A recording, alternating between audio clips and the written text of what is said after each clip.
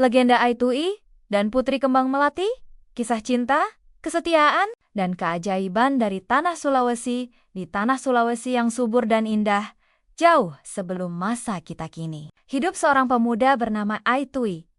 Ia tinggal di sebuah kampung kecil yang dikelilingi hutan lebat dan bukit hijau. Tempat matahari pagi turun dengan lembut menyapa daun-daun pisang dan padi yang menguning, Tui dikenal sebagai pemuda yang rajin, jujur, dan rendah hati. Sehari-hari, ia membantu orang tuanya di ladang, menanam padi, menimba air, dan berburu di hutan untuk memenuhi kebutuhan keluarga.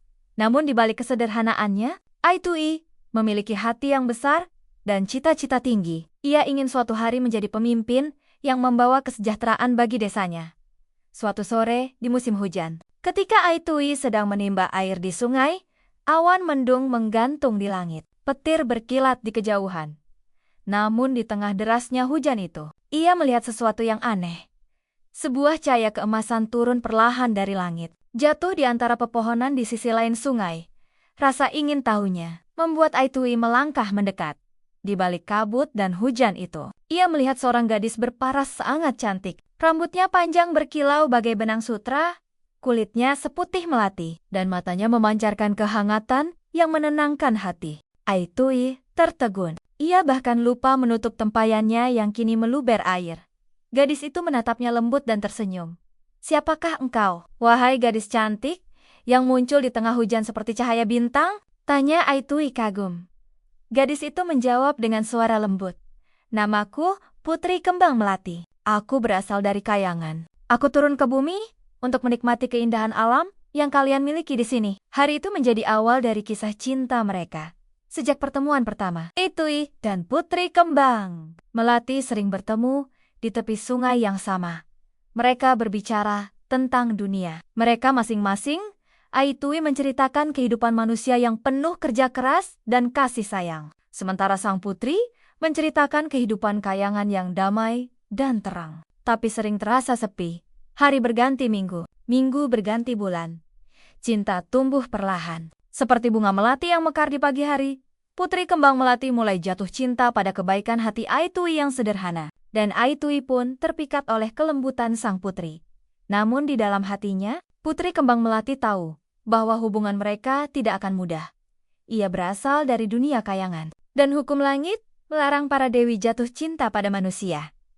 Suatu malam, di bawah sinar bulan purnama, ia berkata lirih kepada Aitui, "Jika para penjaga Kayangan tahu tentang kita, mereka akan murka, tapi hatiku tak bisa berpaling darimu. Apapun risikonya, aku ingin tetap bersamamu." Aitui menggenggam tangannya.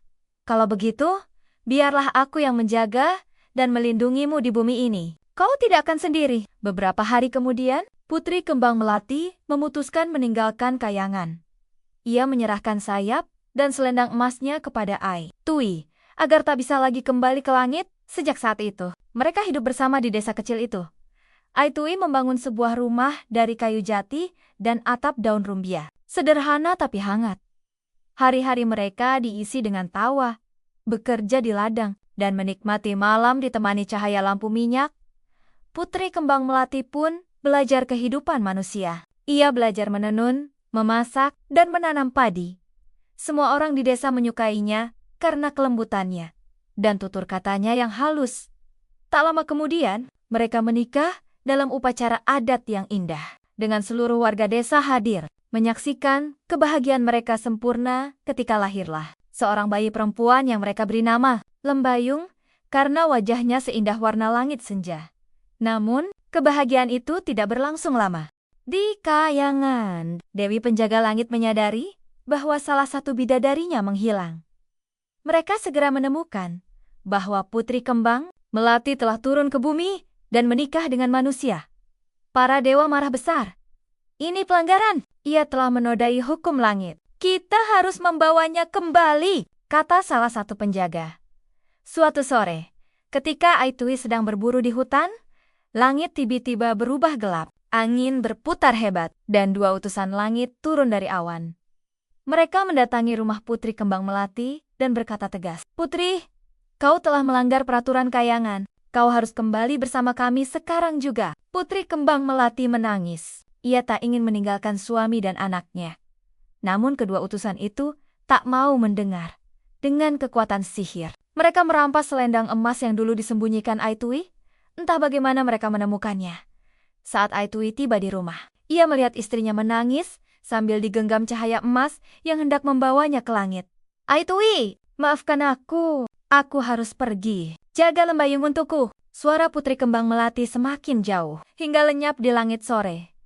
Hari-hari setelah kepergian Putri Kembang Melati menjadi suram, Aitui kehilangan semangat hidupnya. Ia duduk berjam-jam di tepi sungai tempat mereka dulu bertemu, menatap bayangan langit di air, berharap sang putri akan turun lagi. Bertahun-tahun ia menunggu. Ia merawat Lembayung sendirian, menceritakan kisah ibunya setiap malam.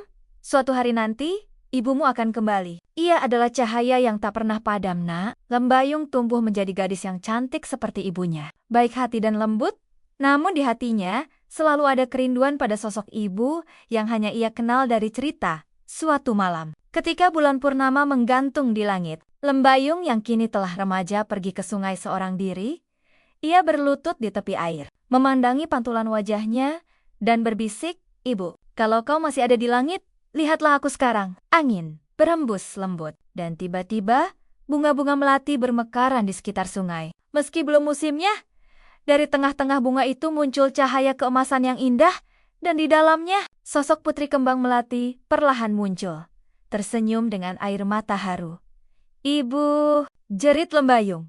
Berlari memeluk cahaya itu, Putri Kembang Melati menatap anaknya dengan penuh kasih. "Anakku, aku hanya bisa datang sebentar. Aku tidak bisa tinggal di bumi lagi. Tapi aku ingin kau tahu bahwa aku selalu menjagamu dari langit." Saat itu, Aitui yang mendengar suara dari arah sungai berlari menghampiri. Begitu melihat istrinya kembali, walau hanya sesaat, air matanya menetes.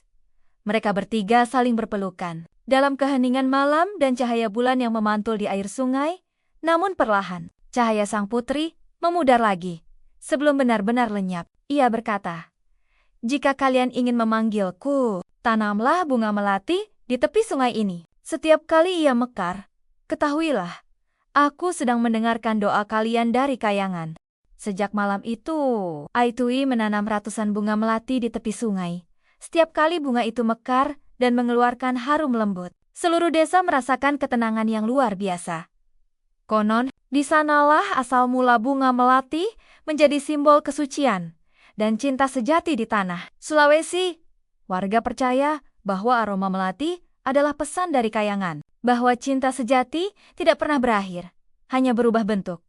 Aitui hidup sampai tua, menjaga bunga melati itu dengan sepenuh hati. Ketika akhirnya ia meninggal dunia, Lembayung meneruskan tradisi itu. Ia selalu menanam melati baru setiap tahun untuk mengenang kedua orang tuanya. Dan di malam-malam bulan purnama, beberapa orang tua di desa masih berkata, "Jika kau berjalan di tepi sungai itu, kadang kau bisa melihat cahaya lembut menari di antara bunga-bunga melati." Itulah Putri Kembang Melati yang turun sebentar untuk menjenguk suami dan anaknya. Kisah Aitui dan Putri Kembang Melati bukan sekadar legenda cinta. Ia adalah pengingat bahwa cinta sejati tidak terikat oleh dunia, bukan oleh jarak, waktu, bahkan kematian. Cinta sejati adalah keikhlasan, adalah kesetiaan untuk tetap menjaga yang kita cintai, meski tak lagi bisa menggenggamnya. Dari kisah ini pula, lahirlah makna dari bunga melati di Nusantara. Bunga yang harum lembut, melambangkan kemurnian cinta, kesucian hati, dan kerinduan yang abadi. Demikianlah legenda Aitui dan Putri Kembang Melati, kisah cinta abadi dari bumi Sulawesi yang hidup dalam wangi melati. Semoga kita belajar bahwa cinta yang tulus tidak membutuhkan janji besar. Cukup hati yang setia dan doa yang tak pernah putus. Jangan lupa untuk subscribe dan nyalakan lonceng notifikasi agar kamu tidak ketinggalan kisah-kisah legenda Nusantara lainnya.